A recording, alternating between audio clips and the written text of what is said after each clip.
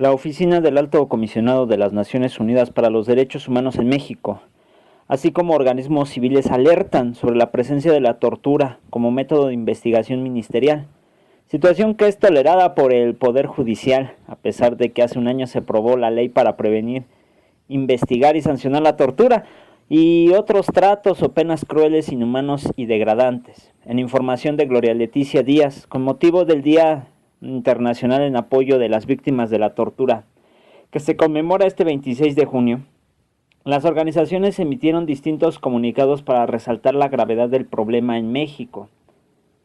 A pesar de que es un delito que por lo general es invisible, organizaciones como el Colectivo contra la Tortura y la Impunidad han logrado documentar que la tortura se practica de manera generalizada, sistemática y permanente en México, sin que los culpables sean enjuiciados. Este colectivo informó que, de acuerdo con cifras de la Unidad Especializada de Investigación del Delito de Tortura Federal, creada en octubre del 2015, en febrero de este año se habían abierto 8.335 investigaciones y ejercitado acción penal en solo 17 compas. Los reportes oficiales que tuvo acceso el colectivo indicaron que en julio del año pasado, la unidad especializada inició 1.874 carpetas de investigación contra integrantes de la Sedena, de las cuales solo habían judicializado 4 casos. Fíjense, esto es bien grave, siendo el litigio, la de Valentina Rosendo Cantú, por tortura y violación, único que se ha conocido de una sentencia penal contra personal castrense. Al citar a la dependencia de la PGR, el colectivo indicó que el año pasado, de todo el cúmulo de denuncias, ordenó la aplicación de peritajes médicos psicológicos para buscar secuelas de tortura en solo 17 casos. El colectivo hizo referencia al carácter continuado del delito de tortura, al cómo se ha extendido a diferentes grupos de población, incluidos los familiares de desaparecidos que viven en una tortura permanente por no saber de sus seres queridos. En tanto, instituciones como esta dichosa Comisión Ejecutiva para la Atención a Víctimas albergan limitaciones en sus capacidades para dar una atención integral que atienda de una manera diferenciada las necesidades de las víctimas. Por el contrario, ha provocado su revictimización. El colectivo resaltó que además de las dependencias de seguridad y justicia, en las estaciones migratorias mexicanas se maltrata y tortura a la mayoría de los migrantes detenidos, sobre todo de origen centroamericano, sin que se castiga a funcionarios responsables.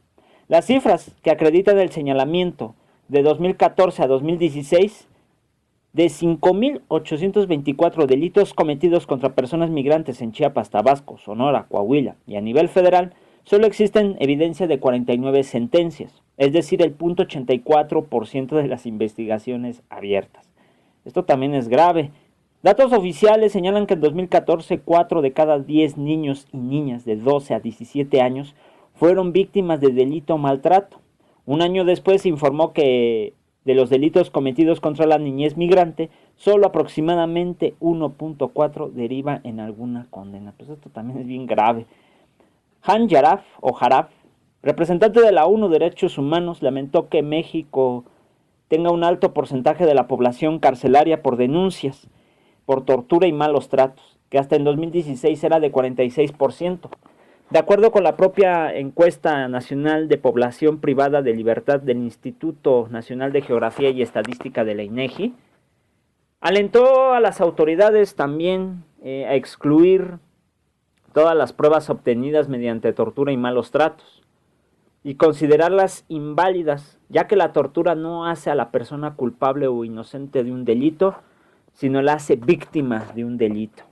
Al recordar que la carga de la prueba del delito recae en las autoridades, Jarab insistió que la privación de la libertad de cualquier persona debe descansar exclusivamente en la existencia de pruebas suficientes, obtenidas de manera legal y que acrediten su responsabilidad en estricto apego al principio de presunción e inocencia. Tras recordar que al incurrir a la tortura como un medio de prueba, socava la credibilidad y la confianza en las autoridades y en el sistema de justicia, la ONU Derechos Humanos alentó al Estado mexicano a redoblar sus esfuerzos para profesionalizar sus capacidades de investigación criminal, así como para documentar de manera independiente los casos de tortura, investigar y sancionar a los responsables, reparar a las víctimas y excluir las pruebas obtenidas mediante la transgresión del derecho a la integridad personal. Para Jan, Los torturadores son los quienes deben de enfrentar un proceso y estar excluidos purgando una pena, no a las víctimas de tortura. Los primeros han violentado los derechos humanos, los segundos han sido violentados en su dignidad y merecen reparación. En un comunicado conjunto, decenas de organizaciones que integran la red de organismos civiles de derechos humanos, todos los derechos para todas y todos, así como la Organización Mundial contra la Tortura, el Programa de Derechos Humanos de la Universidad Iberoamericana y la Red Nacional de Peritos y Expertos Independientes hicieron un llamado a los pendejos de estos candidatos y candidatas a elección popular a comprometerse con la Ley General contra la Tortura, así como la Ley Nacional de Ejecución Penal. También exigieron a las autoridades estatales y federales adoptar inmediatamente acciones encaminadas a erradicar la tortura, tal como la mandata la legislación aplicable. En el contexto del Día de Apoyo de las Víctimas de Tortura, las organizaciones demandaron de manera particular a los candidatos presidenciales a considerar erradicar la tortura como estrategia de fabricación de pruebas, represión o cualquier otro fin, como un elemento prioritario y fundamental de la agenda de justicia y seguridad ciudadana. Indicaron que resulta cuestionable la falta de avances y de transparencia en el diseño del Programa Nacional contra la Tortura previsto en la Ley General contra la Tortura, además de que es alarmante que diversas instituciones deberían de ser las primeras en comprometerse con el nuevo modelo contra la tortura, lo desconozcan sus acciones. Las organizaciones hicieron un recuento de algunas acciones regresivas o abiertamente violatorias de la nueva norma que obstaculizan la erradicación de la tortura en el país, llevadas a cabo por la Suprema Corte de Justicia de la Nación y la Conferencia Nacional de Procuración de Justicia. Relataron que la Corte desempolvó una tesis en la que dispone que no es necesario reponer un proceso penal donde la persona sentenciada afirma que su condena se basó en evidencias bajo tortura, salvo que exista autoincriminación, lo que deja abierta la posibilidad de validad cuando se detiene y tortura a un grupo de personas para que se inculpen mutuamente.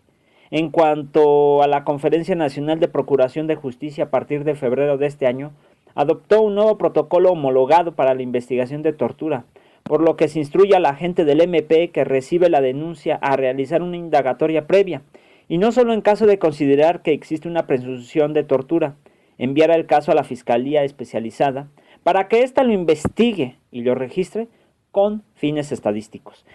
Al señalar el dicho protocolo está sometido a una apelación, las organizaciones insistieron en pedir compromisos a los candidatos y exigir a las autoridades adoptar acciones encaminadas a erradicar la tortura. Esto es bien importante, compas, que se tenga en cuenta cuántas cosas no han sido, vamos a decir, fabricadas. El caso Ayotzinapa, compas, ¿cuántas personas no fueron torturadas para que dijeran cosas que nunca hicieron? Vamos a ser realistas. Si no fuera por el juez federal de allá de Tamaulipas, que pusiera en esta situación en jaque a la verdad o a la mentira histórica, la verdad para el narcogobierno, pero la mentira histórica para la mayoría del pueblo, porque sabemos que ellos lo hacen para encubrir a los verdaderos culpables, que obviamente son gente muy poderosa y gente que está aliada con gente todavía más canija, y ya por ahí lo había mencionado José Luis Lara. Es de tantos ejemplos. Sabemos que lo de Valentina Rosendo es un camino, un pequeño camino abierto a la luz para que salgan más juicios y puedan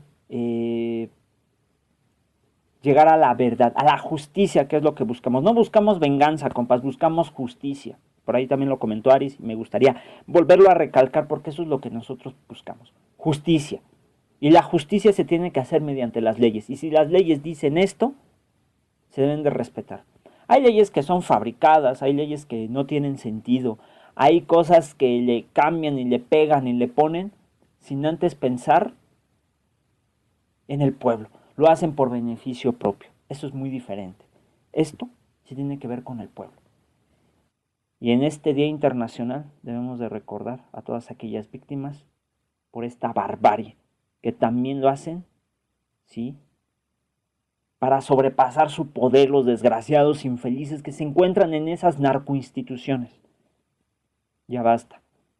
Compa, les mando un fuerte abrazo, cuídense y saludos.